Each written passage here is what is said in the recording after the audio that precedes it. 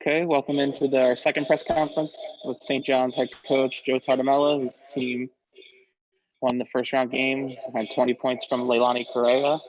Coach, I'll have you make an opening statement. Yeah, I thought we played a great half of basketball to start the game, and it probably gave us a good enough cushion as it did to kind of hold on.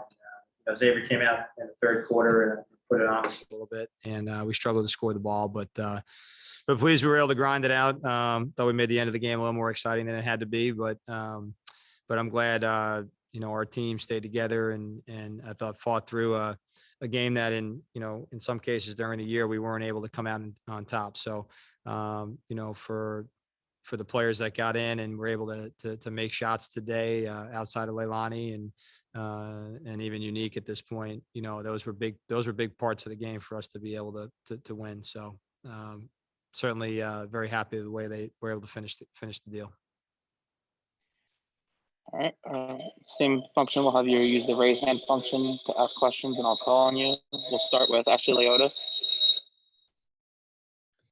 Hey, Coach. A lot of turnovers on both sides today, 23 for you guys. How do you fix that going into tomorrow's game with UConn?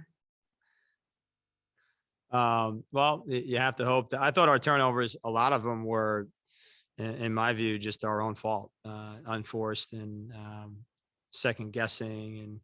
And then toward the end of the game, obviously we didn't do a great job of handling, getting to the ball, stepping to the ball, handling our end of game inbound stuff. So, we just got to do a better job of continuing to move and be more aggressive and step into the ball and knowing where people are coming from. And obviously UConn presents a more difficult challenge as we've seen in the two games that we played in before. So, certainly they make it hard. They get out in passing lanes, they deny. So we've got to do a good job of making sure that we're making, hard cuts and having constant movement. So we've become stagnant at times, and that's hurt us against them like it did in the second game.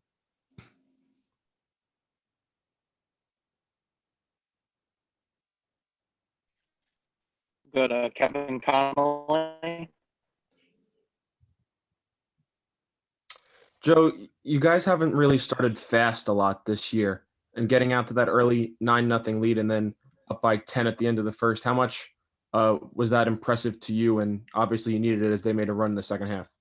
Yeah, I mean, we haven't, and even the games we had this year, we weren't able to finish. So I'm always a little bit interested to see how we react once we start that well. But no, I was pleased. I mean, it showed that they were focused and they were ready to play and they were executing game plan. And to me, in a stage like this, regardless of your seed, you're in the postseason. So to be able to come out and play that way at the start, I was really pleased with. So they didn't get caught up in the moment, and obviously it gave us enough of a cushion to be able to finish. So I was proud of them all the way through, and hopefully today will lend us a little bit more confidence going into tomorrow.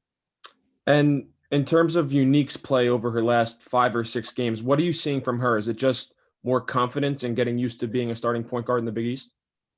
Again, with Unique, she's a gifted scorer, and we knew that, and she's kind of she's probably more of a combo than more of a point, but she's taken on the role. And I think for her to be able to get fluid, with her offense, she's kind of cleared some space, in her mind about overthinking and just trusting her instincts. And I think that's been the biggest thing for her. And, so being able to watch that over the last few weeks has been important. And I thought she hit one of the bigger shots in the game. I mean, her shot in the corner, her corner three, I thought kind of really boosted us back between her shot and Emma Nolan's three. And so those are big things for us when other people can make some shots like that. And we'll need a bunch of those going into tomorrow if we want to be able to play a little better against UConn.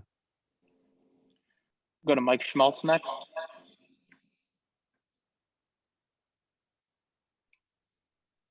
Hey, Coach. Nice fight for your team. How nice is it to see him be able to fight off a comeback there in the third quarter and finish it off?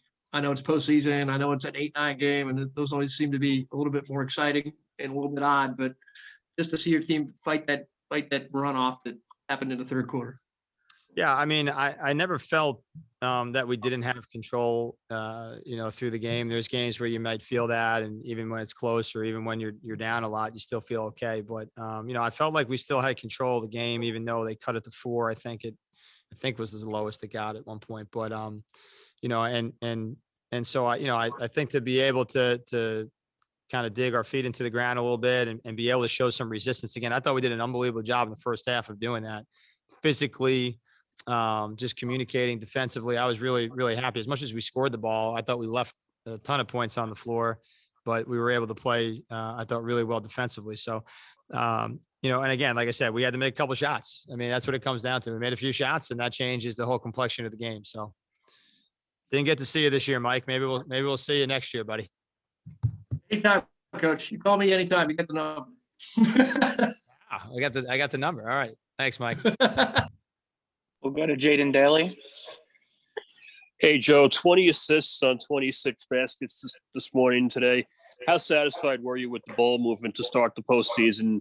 And obviously, how encouraging is it against a big challenge tomorrow for you? Yeah, I thought, again, the first half, I thought we played as fluid offensively as we had. We were moving the ball. We were finding spots. Didn't matter if they were in man or zone, and they played a little bit more man in the first half. And then as they switched, but I thought, and then to play without Leilani for most of that first half, I thought they did a great job. So, and then we got caught up a little bit, maybe in either overthinking it, overpassing it. And obviously they gained some confidence as they were scoring the ball. So, we can't have that kind of drought, obviously, tomorrow. Because that obviously would hurt you pretty bad. So we've just got to hopefully continue that movement and be able to do that, and knowing that we're going to be, I'm sure, pressured pretty hard, as they did against us in both games. So it's a good test again, and a great challenge, and an opportunity for our team to get out and play, and see where we are again, as we move into kind of the latter part of what's left for our season. And you talked about Leilani in foul trouble. How much more important was it to get what Kadeja gave you today, 7, 8, 7, and then 6 steals on top of that?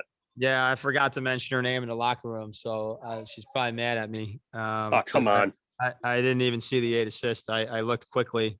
And so Unique had 6, but I mean, she had 8, 7, like you said, and she does, when she plays like that, including that last play, I mean, it's something that we've always seen from her. And I think she's quietly been one of the most improved on our team, if not the most. When you look at her, she didn't play, you look at our team now without Q, and Lay probably had the most minutes that were out there. I mean, we have a lot of players that did not play major minutes last year. And so Kadeja was kind of in that in-between field, 15 to 20. And so now, a lot of times when you play that many minutes at 40 or 35, you're magnified more, and more mistakes show up. And I think she's really shown that she can do it. She's guarding the other team's best players. Sometimes she's playing multiple positions, and she knows, all different spots on the floor. So she's really, really improved, and proud of her effort. And I tried to text her before I got on this, but she didn't respond. So she's probably pissed.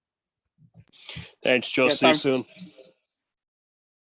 Time for one more. John Fanto, close us out.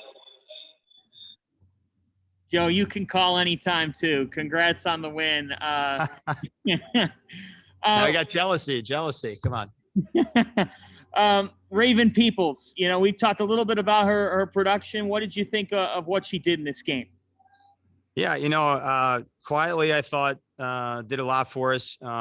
Again, at 23 minutes, and we love to have her at 25 to 30, and even for, both Ravens. But Peoples, I thought, missed. I think she could have had even more production with some of the shots that she wasn't able to convert on.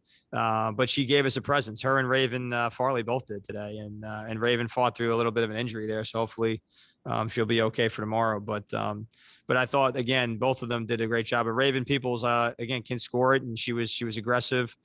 She was engaging.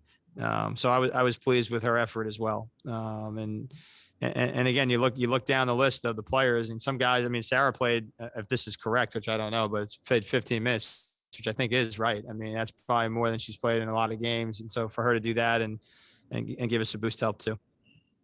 Thanks, Coach. Thanks, everyone. St. John's will play tomorrow at noon in the quarterfinals against top seed UConn. Congrats on the win, and good luck tomorrow, Coach.